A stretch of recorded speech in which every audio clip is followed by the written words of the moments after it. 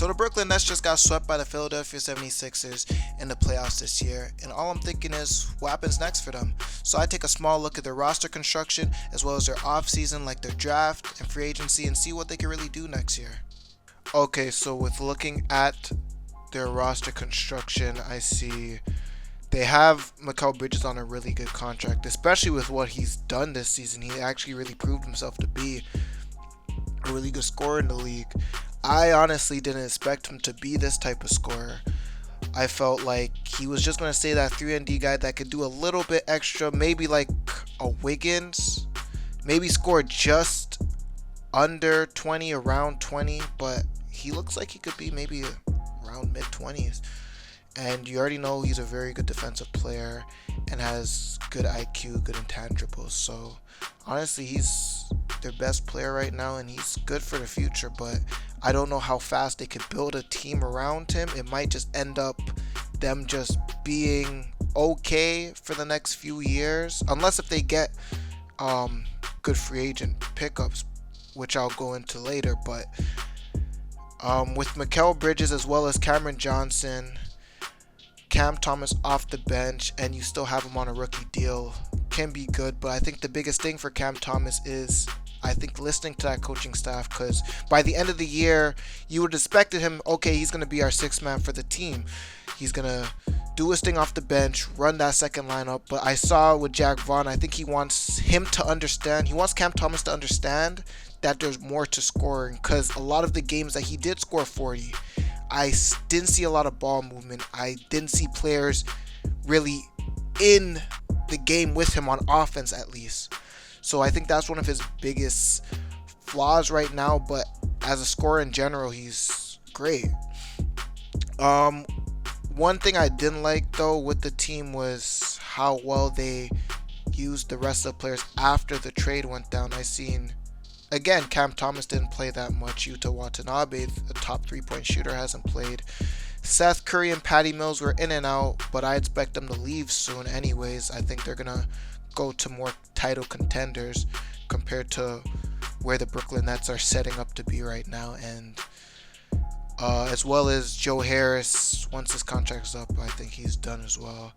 With Spencer Dinwiddie, that's kind of a confusing point, because I think he could do very good for a third option on this team specifically, but I don't think he's naturally a third option on a really good team.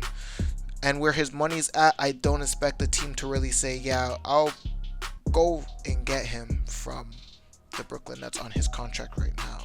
I think he's just going to have to play out his contract, which I think he has one more year left.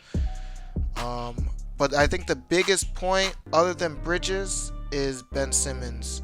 And if he could actually play to the Ben Simmons he was before, he could end up being a really good piece for this team, especially since I think they really do need a guard that can really pressure the paint off of drives. And if he could get back to that point of Ben Simmons where we know he's really unstoppable off the drives, this could be a team that could at least be around 6 to 8 seed.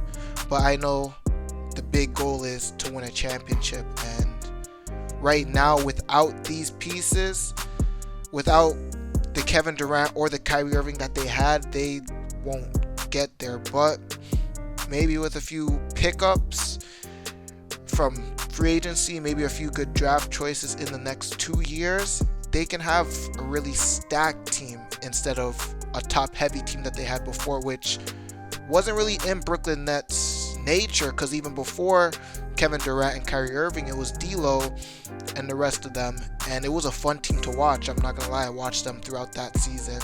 We all know the one meme that they have, all of them dancing off the bench. Like, it was real good vibes there, and you could tell the whole team was having fun, and also the fans, it looked like they had fun watching them. So I think that's where they want to get back to, and the owner even alluded to that, saying he wants to get back to that team that just works hard. And I feel like that's their road for the next few years if they don't want to full out tank, which I don't really advise anybody to full out tank, because that's just, in general, just not fun for the league. But for a team, it's just, for a team that has players like this, it's very demoralizing. And they wouldn't want to stay for that. So a really high depth squad where it's 1 to 10, anybody can play and anybody can do their work, is probably the best option for them right now.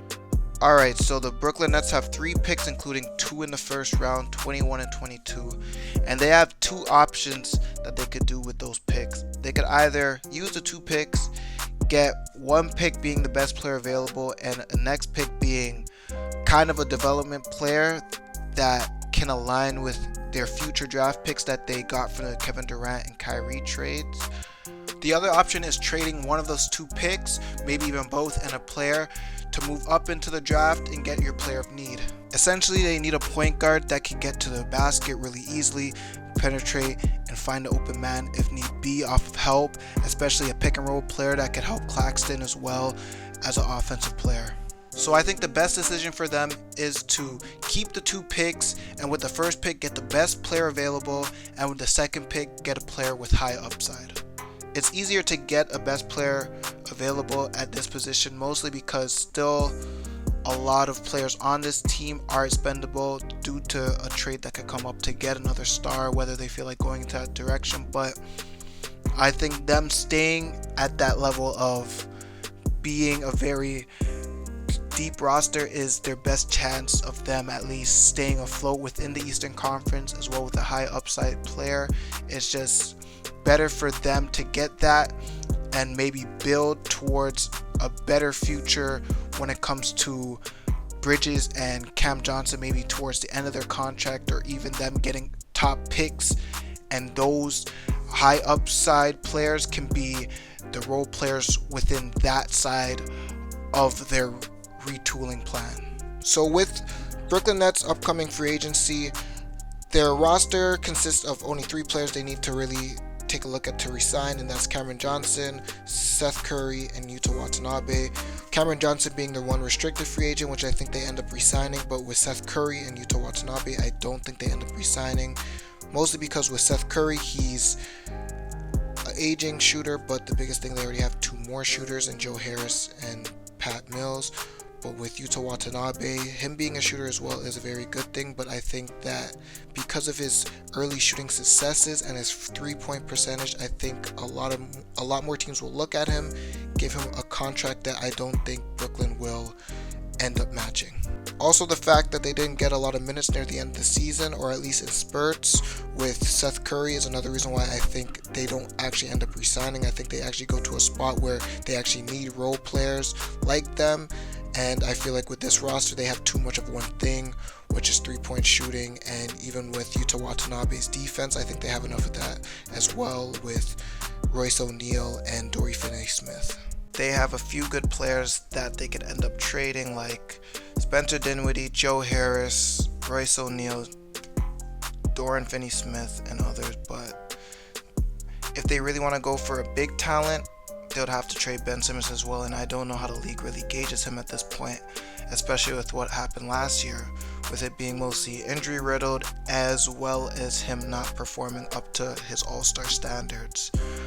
But there has been some news about Damian Lillard seeking out a destination, as he might get traded. But anything with Damian Lillard, or Bradley Beal for that matter, like all those rumors really are just rumors. It happens every year where they say they could trade him, they could trade them. It could be the Lakers, it could be Miami, or whatever team they want to put up for that time. But I just stopped believing at that point. But if that is the case, there could be some engagement for Ben Simmons. But the biggest thing is they can use the rest of those players, Dinwiddie, Harris, Finney-Smith, O'Neal, Mills, to get maybe younger talent, maybe some picks. It'd most likely be second rounders, but another chance at another young player is better than nothing. Better than Patty Mills leaving for nothing. Better than Royce O'Neal might leaving for nothing. Same thing with Dinwiddie or Harris if you don't really want to sign them. So I think the best chance for them to do something is to trade those players. If they're going to trade somebody, to trade those players for around younger talent around Mikal Bridges' age, as well as Cam Thomas that could really complement them. as well as if you're going to trade one of the 3 and D players, you got to get another type of player in return. Maybe a more of a slasher, maybe a more of a ball handler or playmaker. Another way to entice the deal if Ben Simmons isn't the end-all be-all to that trade is to also add in the picks that they got from the Suns and the Mavericks. That can help a few teams, but I think with most teams today, they don't want just the lottery picks. They also want the young talent. They want the now as well as the future.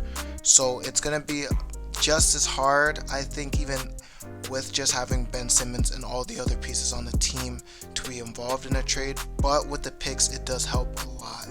So that might play a big factor into them getting a star this summer, even the next few summers, as usually we see around the league, stars do get disgruntled, and Brooklyn's still a pretty good market, and they'll be able to at least be looked at with the players they have that are high motored, good IQ players, especially if it's a star that was a maybe second or third option that wants to become that first option for the Brooklyn Nets. So with that, I think this is another year for Brooklyn to look at what they really have, with Mikal Bridges having another year under his belt with the team, and Cam Johnson, and just in general this team gaining more chemistry together, as well as even Ben Simmons, because he barely played with them as well, to come back.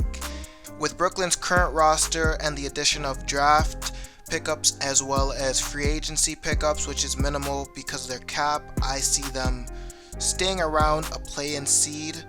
But the biggest thing is that they do have the draft capital that they're basically just being patient and waiting on for maybe a disgruntled star, and if not, they can end up picking somebody if the Suns end up blowing up their team for whatever reason in the future. So they still have a lot of good things for them, and they can end up being in a really good situation in a couple years if everything goes right through the drafts and they make the right choices for the future.